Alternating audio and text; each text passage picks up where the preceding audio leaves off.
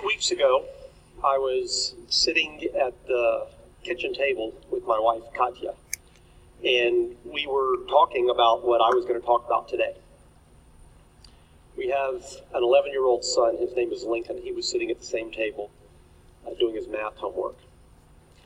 And during a pause in my conversation with Katya, I looked over at Lincoln, and I was suddenly thunderstruck by a recollection of a client of mine. My client was a guy named Will.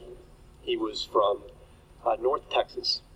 He never knew his father very well because his father left his mom while she was pregnant with him. And so he was destined to be raised by a single mom, which might have been all right, except that this particular single mom was a paranoid schizophrenic. And when Will was 5 years old, she tried to kill him with a butcher knife. She was taken away by authorities and placed in a psychiatric hospital. And so for the next several years, Will lived with his older brother until he committed suicide by shooting himself through the heart.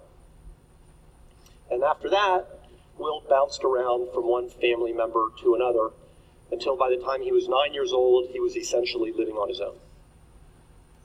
That morning that I was sitting with Katya and Lincoln, I looked at my son and I realized that when my client Will was his age, he'd been living by himself for 2 years. Will eventually joined a gang and committed a number of very serious crimes, including, most seriously of all, a horrible, tragic murder. And Will was ultimately executed as punishment for that crime. But I don't want to talk today about the morality of capital punishment. I certainly think that my client shouldn't have been